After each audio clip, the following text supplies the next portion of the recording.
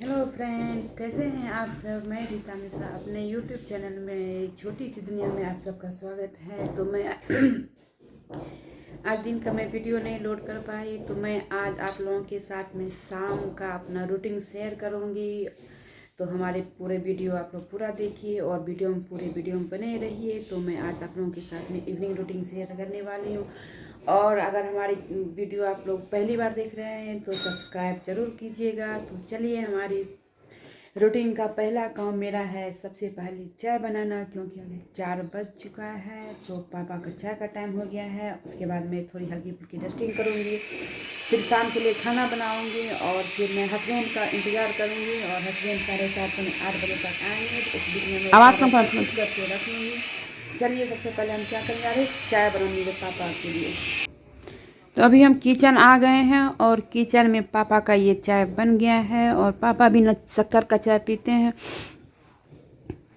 तो बाबूजी के लिए हम बिना चीनी वाला चाय निकाल लिए हैं। और इसके बाद फिर और सबके चाय में चीनी डालेंगे। तो हम सबसे पहले बाबूजी को चाय दे आए, क्योंकि जानते हैं वो इतना गर्म चाय पीते हैं, उनको तुरंत छानो और तुरंत उनको चाय दे दो। और चाय के साथ में उनको बिस्किट या रस या ब्रेड कुछ भी थोड़ा सा चाहिए, बहुत ज़्यादा नहीं, थोड़ा एक रस या एक बिस्किट या 2 रस ऐसे ही खाते हैं। ये उनकी चाय बन गई और उनको मैं चाय दे के आ गई हूँ। तो अब मैं बना रही हूँ, हम लोग अपने लिए, माँ के लिए और इनके लिए और हम अपने लिए, सबके लिए चाय बना। तो हम चीनी डाल दिए हैं और चीनी वाला चाय अब माँ को दे आएंगे। अब हमारी शाम की रूटीन, इवनिंग रूटीन मेरी अब हो गई है चालू। तो मैं अब रूम सब तो ठीक ही रहता है, बिस्तर सब तो ठीक ही क्या रहता है, लेकिन फिर भी शाम में थोड़ा सा झाड़ना चाहिए। ये अच्छा होता है शाम में थोड़ा सा साफ सुथरा करने, क्योंकि शाम सुन काटते हैं सबको, शाम को ही लक्ष्मी माता आती है। तो घर द्वार अगर साफ रहते हैं तो जब हम लोगों को अच्छा लगता है तो भगवान जी को भी अच्छा लगता होगा।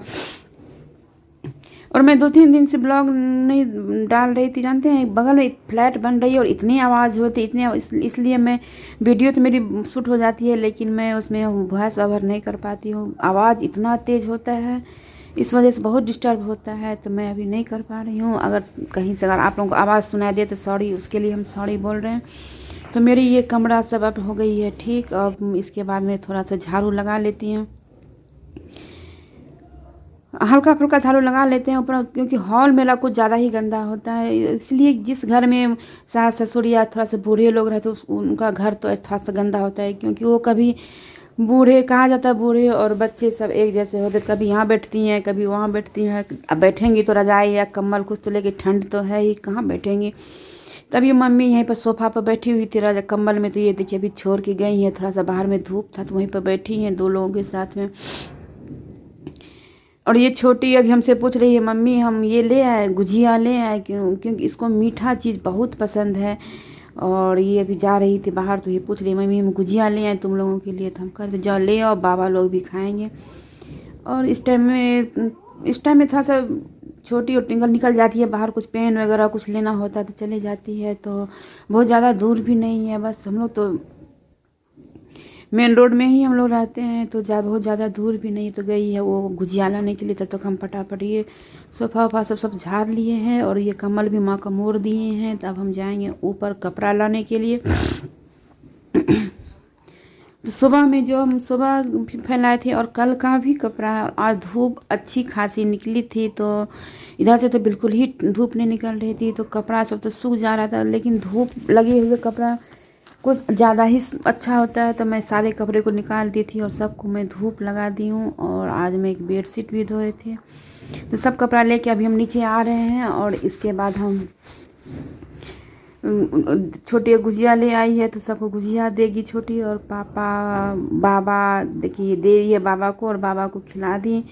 और बाबा को खिला के बाबा से बातें भी कर रही थी। अब बहुत बड़ा बड़ा गुजिया होता है तो उसको बोले थे थोड़ा सा बीच से काट देना, तो खाने में बनता है। तो ये सबके लिए गुजिया लाई थी, तो सबको काट काट दी है, तो हम भी खा रहे हैं। और छोटी और टिंकल और बाबूजी और माँ सबको ही खा रहे हैं, गुजिया खा रहे हैं। और ये हस्बैंड अभी ऑफिस गए हैं, तो उनका रखा हुआ है। ये सब हमने काट करके और इसको अभी हम इसमें इस कुकर में भी हम उबाल लेंगे। और उबालने के बाद बहुत आसान है पाव भाजी बनाना, और कहने को लगता है बहुत हार्ड है लेकिन बहुत आसान है और बिल्कुल सरल तरीके से अभी हम बताएंगे आपको पाव भाजी बनाने के लिए। और इसमें हरी मिर्च हम इसलिए नहीं डालते कि मम्मी पापा नहीं खाते, इस वजह से हम हरी मिर्च नहीं डाल पाते हैं। और शिमला मिर्च का भी हमने देखिए सारा हमने बिया उसका जितना बीज था सारे बीज को हमने निकाल लिया है, तब हम इसको काटे हैं। तो कुकर में हमने जितने सारे सब्जी काटे हैं सबको हमें डाल दिए हैं। थोड़ा सा इसमें बंधा गोभी सोच रहे हैं डाल दें, क्योंकि टिंकल को बंधा गोभी का आइटम बहुत पसंद है। और मैं दोपहर में ही हम सारे सब्जी को धुल के और काट छाँट के रख लिए थे, क्योंकि शाम में थोड़ा सा जल्दी हो जाता है। तो मैं दोपहर में सबको धो के छील के काट के ढक के रख दिए थे। और उसमें गाजर और शिमला मिर्च और ये सब जितने सारे सब्जी होते हैं घर में सारे को मैंने ये देखिए बॉयल कर लिया। और मिक्सचर से जिसे मिक्स करते हैं या जिसे आप लोग घी बनाते हैं उसी से, या अगर आपके पास एक होता है मथनी, अगर वो आपके पास में हो मिक्सचर हो तो उसी सब एकदम बिल्कुल उसको भरता की तरह बना देना है। और आप प्याज भूज करके उसमें सारे मिक्स को हमने डाल दिया। और बहुत आसान है भाजी बनाना। और उसमें पाव भाजी मसाला एक आती है एवरेस्ट की पाव भाजी मसाला बहुत अच्छी होती है, वो डाल दीजिए और बटर डाल दीजिए, क्या स्वाद बनता है। तो अभी हमारे हस्बैंड भी ऑफिस से आ गए हैं और वो अभी बच्चों लोगों से बातें कर रहे हैं। तो अब मैं आप सबके लिए मैं पाव सेकूंगी, क्योंकि भाजी तो मेरी बन के हो गई है तैयार। और भाजी बहुत अच्छी बनी है। और भाजी गरम गरम भाजी में पाव गरम गरम ही सेक के खाने में अच्छा लगता है। तो मेरी भाजी बन गई है और मैं सबसे पहले माँ को सेक करके दे देंगे और उसके बाद फिर हम हस्बैंड का लगाएंगे, क्योंकि माँ पापा ये सब जो है ना बिना मिर्ची वाले खाते हैं। तो उन लोगों के लिए पहले बिना मिर्ची वाले निकाल लिए थे, तब उसमें मिर्ची पाउडर डाले थे। तो ये माँ को हम दे दिए हैं और ये हस्बैंड के लिए लगा रहे हैं। तो बटर के साथ इसको सेक लिए हैं और सेक करके आप हस्बैंड को दे देंगे। उसके बाद फिर ट्विंकल, छोटी और हम लोग। तो ये देखिए कितना कुरकुरा पाव सेका गया है। और अभी हम इसमें इनको भाजी दे देंगे। ये देखिए भाजी कितनी अच्छी लग रही है, बहुत खुशबू दे रही है, बहुत ज़्यादा खुशबू। हमें तो बहुत पसंद है भाजी। आप लोगों को पसंद है हमें कमेंट करके ज़रूर बताइएगा। और आप लोग कैसे पाव भाजी बनाते हैं हमें प्लीज़ ज़रूर बताइएगा। और मैं पाव भाजी और ये सब तो बनाती हूँ, लेकिन आज मैं आप लोगों के साथ में पहली बार शेयर कर रही हूँ। तो इस तरीके से आप लोग बनाइए, बिल्कुल आप लोगों को आसान लगेगा बनाने में और बहुत झंझट भी नहीं लगेगा। तो सब कोई अब खा चुके हैं। तो अब आई है छोटी हम लोगों के लिए पाव सेकने के लिए। और हम छोटी का ट्विंकल का अपना प्लेट लगा रहे हैं, तो तब छोटी अपना पाव सेक लेगी। हो गया सबका खाना पीना अब ख़त्म होने वाला है। और यही हमारी इवनिंग रूटीन है, शाम के 4 बजे से लेके रात के 10 बजे तक का हमारा रूटीन यही है। और कैसा हमारा रूटीन आप लोगों को लग रहा है? बहुत ज़्यादा व्यस्त, और हमें तो बहुत ज़्यादा काम रहता है। सुबह रहे या शाम रहे काम तो एक जैसा ही होता है। बस सुबह में थोड़ा सा कपड़ा और पोछा यही सब होता है, लेकिन शाम में नहीं होता। बस अंतर यही रहता है, काम तो बराबर ही रहता है। और हमारे ऊपर पूरे फैमिली है तो हमें कुछ ज़्यादा ही ये वो काम होती है। और हम पूरे फैमिली का हम ख्याल रखते हैं। और मम्मी पापा का उम्र हो गया तो उन लोगों का कुछ ज़्यादा ही ख्याल रखना पड़ता है। तो मैं सबसे अंतिम में हम लोग खाना खाएंगे और उसके बाद फिर किचन साफ़ करेंगे, क्योंकि सुबह में इनकी ड्यूटी होती है। तो थोड़ा सा हम किचन, इनकी लंच बॉक्स और थोड़ा सा चाय का कप ये सब मैं रात में अच्छे से धुल के सब कुछ स्लैब पे रख देती हूँ। तो रात भर में सारे लंच बॉक्स सबका पानी सूख जाता है, क्योंकि सुबह इनकी 8 बजे से ही ड्यूटी होती है। इनको 8 बजे 7:30 पौने 8 में इनको निकलना होता है। तो इतना सुबह में नहीं हो पाता है। नहा धो करके फिर पूजा करना, फिर किचन आना, खाना बनाना, इनके लिए पूरा लंच बनाना। तो मैं थोड़ी सी रात में ही सब्जी काट के और लंच बॉक्स को धुल के ये सब मैं सब करके रात में ही रख लेती हूँ।